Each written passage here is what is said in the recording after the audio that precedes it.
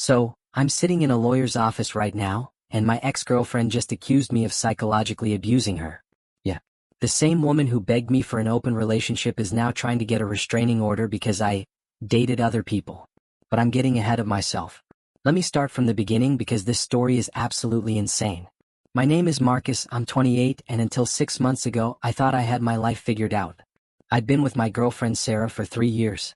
We met in grad school, moved in together after a year, and I genuinely thought she was the one.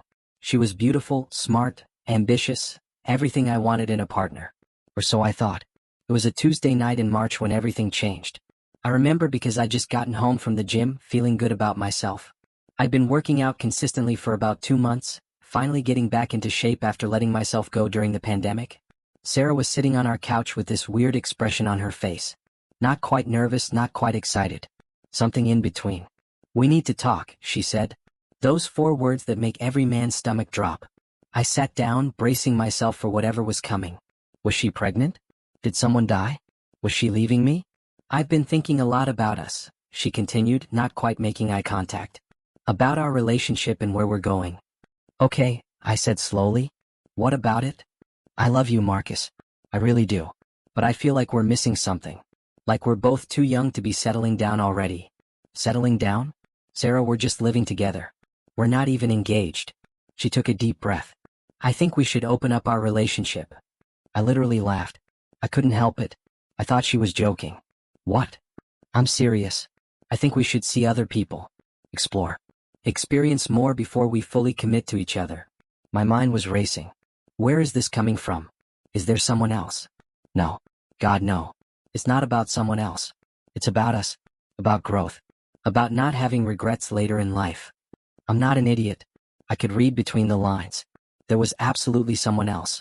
But here's the thing. I'm a software engineer, I work in analytics. I believe in data, in patterns, in reading signals. And every signal in that moment told me that if I said no, she'd either cheat or leave. So I made a calculated decision. "Okay," I said. "Let's do it." Her eyes went wide. She clearly wasn't expecting me to agree so easily. "Really? You're okay with this?" "If it's what you need, sure. But we need rules. Clear boundaries." We spent the next hour establishing guidelines. We'd tell each other before going on dates. We'd always be safe. We'd still prioritize our relationship. Home was our sanctuary, no bringing other people back to our apartment. We'd check in regularly and could pull the plug if either of us was uncomfortable. Standard stuff, I guess, for people who do this kind of thing. But here's what Sarah didn't know. I was already 3 steps ahead. I'd seen the signs for weeks. The way she'd started dressing up more for work. How she'd angle her phone away when texting. The mysterious girls' nights that seemed to be happening more frequently. And most tellingly, the way she'd been picking fights over nothing, like she was trying to justify something to herself. I had a pretty good idea who the someone else was too. His name was Derek, a 32-year-old entrepreneur from her yoga studio. I'd met him once at a party she dragged me to. Tall, tan, spoke in that pseudo-philosophical way that some people mistake for depth. He ran some kind of dropshipping business and wouldn't shut up about his podcast. Sarah had mentioned him one too many times in casual conversation. That night, after our talk, Sarah went to bed early. I stayed up and did something I'm not entirely proud of but don't regret. I created a private cloud folder and started documenting everything. I took screenshots of our text conversation setting up the open relationship. I recorded a voice memo summarizing our discussion with timestamps. I backed up all our social media interactions. I even wrote out a detailed timeline of the events leading up to this moment. Why? Because I know how these stories go. I'd seen it play out with friends, read enough Reddit threads to know the pattern. When open relationships implode, and they almost always do, the person who asked for it usually tries to rewrite history. They become the victim. They claim they were coerced. They tell everyone their partner was controlling or manipulative. I wasn't going to let that happen to me. The very next day, Sarah went on her first date. With Derek. Shocking, right? She came home at midnight, her makeup slightly smudged, looking guilty but also exhilarated. I was watching TV, pretending not to care. "Hey," she said softly. "How was your night?" "Good. Caught up on some work." "How was your evening?" "It was nice. We just got dinner and talked." "Cool." I went back to my show. She seemed almost disappointed that I wasn't upset. She lingered in the doorway for a moment before heading to the bedroom. Over the next few weeks, Sarah saw Derek twice more. I could tell she was falling for him, or at least falling for the excitement of it all. She'd come home giddy, distracted. Meanwhile, I'd been on exactly 0 dates. But that was by design. See, I was preparing. I'd updated my dating app profiles with recent photos, the ones where I'd actually been taking care of myself. I'd gotten a better haircut. I bought some new clothes that actually fit my improving physique. I'd been reading, going to interesting events, becoming more of the person I'd let slide during our relationship's comfortable phase. But more importantly, I'd reconnected with some old friends, including Sarah's cousin Maya. Now, before you judge me, let me be clear. I didn't pursue Maya with any malicious intent. Just happened. Organically. Maya was Sarah's cousin on her mother's side. They'd grown up together but had a complicated relationship. Maya was objectively stunning. We're talking the kind of beautiful where people do double takes in public. She was a pediatric nurse, funny, kind, and had always been friendly to me at family gatherings. But there'd never been anything inappropriate between us while Sarah and I were monogamous. A week after Sarah started seeing Derek, I ran into Maya at a coffee shop downtown. Total coincidence. We chatted, caught up, and I mentioned very casually that Sarah and I had opened up our relationship. Maya's reaction was telling. She raised her eyebrows, sipped her coffee, and said, "Interesting. That was her idea, I'm guessing?" "How do you know?" "Because you don't seem like the type who'd suggest that." Sarah, on the other hand. She trailed off, then seemed to think better of whatever she was going to say. "Sorry, that's not fair. She's my cousin." "No, go ahead. We're being honest about everything now." Maya studied me for a moment. Sarah's always been someone who wants what she can't have. When she has it, she gets bored. I love her, but I've watched her do this pattern her entire life. We talked for another hour. It was easy, natural. When we parted ways, she said, "You seem like you're handling this really well. Most guys would be a mess." "I believe in adapting to circumstances," I told her. 3 days later, I asked Maya out to dinner. I told Sarah about it beforehand as per our rules. "You're going on a date with my cousin?" Her voice went up an octave. "You said we could see other people." Maya's fun to talk to. "But, she's my cousin Marcus." "So, you didn't put family members are off limits in our boundaries discussion. Besides, it's just dinner. You've been on 3 dates with Derek." She couldn't really argue without looking like a hypocrite. But I could see the wheels turning in her head. This wasn't how it was supposed to go. My first date with Maya was genuinely one of the best dates I'd ever been on. We went to this small Italian place, talked about everything from our childhoods to our career aspirations to our favorite stupid TV shows. She was warm, engaged, and actually interested in what I had to say. I realized, somewhere between the main course and dessert, just how much I'd been settling in my relationship with Sarah. When I got home that night, Sarah was waiting up. "How was it?" she asked, trying to sound casual. "Really good, actually. Maya's amazing." "Are you going to see her again?" "Planning on it." Sarah's face did this thing where she was clearly upset but trying to hide it. "Don't you think it's kind of weird? Dating my cousin? Do you think it's weird that you're dating someone you already knew when you asked for an open relationship?" Direct hit. She didn't have a response to that. Over the next month, things got very interesting. Sarah continued seeing Derek, but something had shifted. She wasn't coming home happy anymore. She started asking more questions about my dates with Maya. Where did we go? What did we talk about? Did I really like her? Meanwhile, Maya and I were genuinely hitting it off. We saw each other twice a week. She'd come to a work thing with me. I'd met some of her nurse friends. We had chemistry, real chemistry, not just the excitement of something new and forbidden. The gym routine I'd started was paying off too. I was down 20 pounds, more confident, getting noticed. Women were matching with me on dating apps. I went on a few other dates here and there, nothing serious, but it felt good to be wanted. Sarah noticed. Of course she noticed. "You're never home anymore," she complained one night. "Neither are you." That was the whole point, wasn't it? I just thought we'd still prioritize time together. We are. I'm home most nights. But when I have plans, I go out. Just like you do. The thing about open relationships is that they reveal the truth about people. Sarah didn't want an open relationship. She wanted permission to cheat while keeping me as her safety net. She wanted to explore with Derek while knowing I'd be home, faithful, waiting for her. She never actually imagined I'd meet someone. Let alone someone she knew. Let alone someone arguably more attractive and put together than her. The real turning point came at Sarah's aunt's birthday party. It was about 6 weeks into our new arrangement. Maya invited me as her plus one, which was bold considering the family dynamics. When we walked in together, the room went quiet for a moment. Sarah was already there with Derek, who looked uncomfortable in a button-up shirt that was trying too hard. Her jaw literally dropped when she saw us. Throughout the evening, I watched Sarah watch us.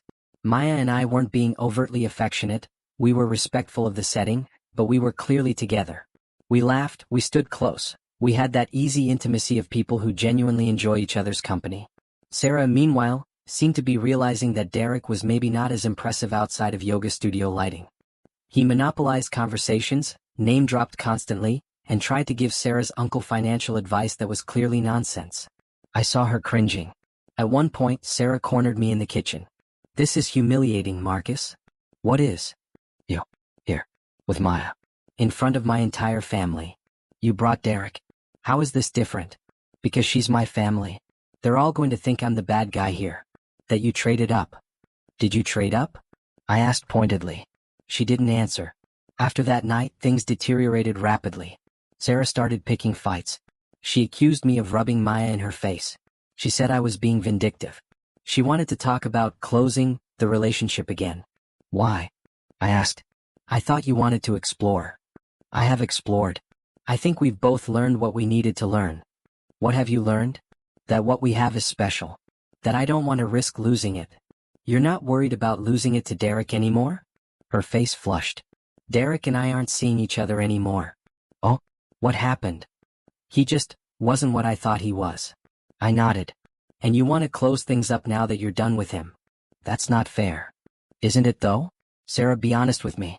You had someone specific in mind when you asked for this. You wanted to sleep with Derek without technically cheating. Now that it didn't work out, you want to go back to how things were." "That's not true." "Then why did you go on a date with him literally the next day after we opened things up?" She was silent. "Here's the thing," I continued. "I'm actually happy with how things are. I'm seeing someone I really like. I'm in the best shape I've been in years. I've reconnected with friends. I've remembered what it feels like to be excited about someone. So no, I don't want to close the relationship." "You're choosing my cousin over me?" "I'm choosing not to go back to a relationship where I was clearly not enough for you." That's when she started crying. Full breakdown. She admitted that yes, she'd wanted to date Derek specifically. That she'd thought the grass was greener. That she'd made a mistake. That she loved me and wanted to work on us. I felt something in that moment, but it wasn't what I expected. It wasn't satisfaction or victory. It was just sadness. Sadness that it had come to this. That someone I'd loved had been willing to risk everything for some guy with a podcast. "I'm sorry, Sarah. But I can't just turn my feelings off and on like a switch. You made a choice. I adapted. We both have to live with the consequences." Over the next 2 weeks, Sarah became increasingly desperate. She tried everything. She'd cook my favorite meals. She tried to initiate intimacy. She'd leave little notes around the apartment. She stopped going out entirely and was always home when I got back from seeing Maya. But she also started getting mean.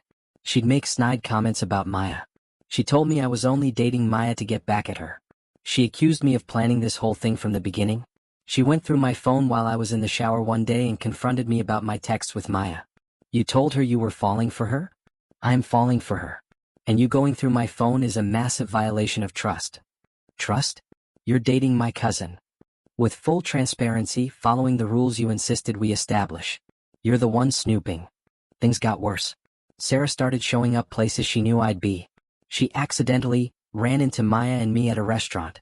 She called Maya and tried to get her to stop seeing me, which backfired spectacularly because Maya told her that maybe she should have thought about consequences before pushing for an open relationship.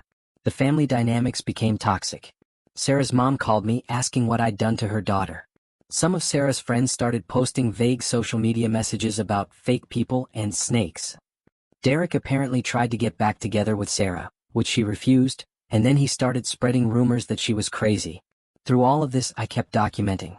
Screenshots of her increasingly unhinged texts. Voice memos after particularly bad fights. Emails she sent to my friends trying to turn them against me. I backed everything up religiously. Then came the night that changed everything. I came home around 10 p.m. from a date with Maya. Sarah was sitting in the dark living room, which immediately set off alarm bells. "We need to end this," she said. "I can't do this anymore." "Okay. Do you want to close the relationship or break up?" "Break up. I want you to move out." I was actually relieved. "That's fine. I'll start looking for a place tomorrow." "No. I want you out now. Tonight." "Sarah, that's not reasonable. It's 10 p.m. This is my apartment too. I've been paying half the rent." I don't care. Get out. She was spiraling. I could see it in her eyes. This wasn't rational Sarah. This was someone who'd lost control of a narrative and was lashing out. I'll sleep on the couch tonight and start packing tomorrow, I said calmly. That's when she threw her phone at me. It missed and shattered against the wall. Get out. Get out. Get out. She was screaming, full-on meltdown mode. Neighbors started banging on the walls. I grabbed my phone and my keys and left. I slept at a hotel that night and immediately texted our landlord about the situation. The next day, while Sarah was at work, I went back with a friend and packed up all my essential belongings. I moved in with a buddy temporarily. I texted Sarah that I'd be back for the rest of my stuff that weekend. Her response? Don't bother. I threw it all away. She'd literally thrown away thousands of dollars of my possessions. My PlayStation, my books, clothes, personal items. When I went to the apartment that weekend with my friend as a witness, half my stuff was gone. What remained was damaged. She'd cut up some of my clothes, broken my laptop, poured something sticky over my remaining electronics. I filed a police report. I documented everything with photos and videos. I sent her a formal letter through a lawyer demanding compensation for the destroyed property. And that's when Sarah flipped the script entirely. She started telling people that I had manipulated her into an open relationship. That I'd wanted to date her cousin all along and had groomed the situation. That I was emotionally abusive and controlling. That she only went along with it because she was afraid of me. The accusations got more wild. She filed a police report claiming I'd been harassing her. She told her therapist I was stalking her. She sent a letter to my workplace claiming I was unstable. None of it was true. And here's where all my documentation came in handy. When her friends reached out to me asking for my side, I sent them the original text conversations showing Sarah initiating the open relationship discussion. I showed them the timeline of events. The screenshots of her encouraging me to go on dates initially, then becoming upset only when I was actually successful. When she tried to file for a restraining order, my lawyer presented the court with evidence that I'd been the one trying to maintain distance while she'd been showing up uninvited to places I was known to frequent. When she claimed I'd destroyed her property, I had receipts showing that all the damaged items were mine, and I had the police report I'd filed about the destruction. The restraining order was denied. The harassment claims were dismissed. Her story started falling apart under the slightest scrutiny. But the damage to her reputation was significant. Her family, who'd initially been sympathetic, started learning the full truth. Maya showed them our text histories, proving that our relationship had developed naturally and that I'd never said anything negative about Sarah. Some of Sarah's own friends started distancing themselves after realizing she'd been lying to them. Derek, in a moment of surprising candor, apparently admitted to one of Sarah's friends that she'd been pursuing him hard for months before the open relationship conversation, which contradicted her claim that I'd pushed the whole thing. Sarah's mom eventually called me to apologize. I didn't know the full story, she said. Sarah told me something very different. I understand. She's your daughter. But I need you to know that I never wanted any of this. I just adapted to a situation she created. Meanwhile, Maya and I continued growing closer. We moved in together after about 4 months. It felt right in a way my relationship with Sarah never had. We communicated openly. We supported each other's goals. We laughed a lot. It was easy. Sarah found out and had another meltdown, which resulted in her sending a series of threatening texts to Maya. Maya filed her own restraining order, which was granted. I heard through mutual friends that Sarah had to start seeing a new therapist, that she'd lost several friends over the drama, that she'd moved back in with her parents for a while. I didn't feel good about any of that. I never wanted her to struggle. But I also couldn't feel responsible for consequences that stemmed from her own choices. Which brings us to today, 6 months later. Sitting in a lawyer's office because Sarah is trying one last desperate move, a lawsuit claiming intentional infliction of emotional distress. She's arguing that I deliberately set out to hurt her by dating her cousin, that I documented everything as part of a cruel plan to humiliate her, that I manipulated the situation to make her look bad. My lawyer is confident we'll win. We have documentation of everything. Dated, time-stamped, backed up in multiple places. We have witnesses who can testify to the actual timeline of events. We have her own initial texts asking for the open relationship, her own admission that she wanted to date Derek, her own actions destroying my property. But sitting here, I'm not thinking about winning. I'm thinking about how we got here. How a relationship that once felt solid could deteriorate so completely. How someone I loved could become someone I barely recognize. I genuinely believe Sarah convinced herself of her own revised narrative. That in her mind, she is the victim. That she's rewritten history so thoroughly that she actually believes I manipulated her. It's a psychological defense mechanism. If she's the victim, she doesn't have to confront the reality that she destroyed a good thing for a fantasy. People keep asking me if I planned this. If I knew what would happen when I agreed to the open relationship. The truth? I didn't plan for things to go this way. But I did protect myself. I documented because I've seen too many people get burned when they don't have proof. I adapted because staying stuck in misery wasn't an option. I moved on because someone showed me what a healthy relationship could feel like. Did I date Maya to hurt Sarah? No. I dated Maya because she's incredible and we connected. Would I have dated her if Sarah and I were still monogamous? Absolutely not. But Sarah changed the rules. She opened a door she apparently expected only she would walk through. The most ironic part? If Sarah had just been honest from the beginning, if she'd said, I want to date this specific person and I'm willing to end our relationship to do it, this all could have been avoided. I would have been hurt, but I would have moved on without the drama. Instead, she tried to have it both ways. And when that backfired, she tried to rewrite history to protect her ego. My lawyer is calling me back in now. The meeting is about to start. Sarah's lawyer has apparently proposed a settlement. She'll drop the lawsuit if I agree not to talk about what happened publicly and pay her $10,000 for emotional damages. I'm going to decline. Not out of spite, but out of principle. I'm not paying someone for the consequences of their own choices. And I'm not agreeing to be silent about my own life just because the truth makes her uncomfortable. I've moved on. I'm happy. I'm in a healthy relationship with someone who actually wants to be with me. I've learned that I'm stronger than I thought I was. That I can adapt to difficult situations. That documentation saves lives, or at least reputations. Sarah demanded an open relationship, clearly for a specific person. I agreed, moved on, and thrived. She crashed. Not because I sabotaged her, but because she sabotaged herself. Because she was chasing a fantasy and didn't realize what she had until it was gone. Because she couldn't handle seeing me happy without her. And now she's trying to flip the narrative, to make herself the victim of a story she wrote. But I have receipts. I have proof. I have the truth. Sometimes the best revenge isn't planning something elaborate. It's just living well, documenting honestly, and letting someone's own actions speak for themselves. The door's opening now. Time to face this final chapter. But I'm not worried. Because unlike Sarah, I don't need to rewrite history to make myself feel better about what happened. I just need to tell the truth.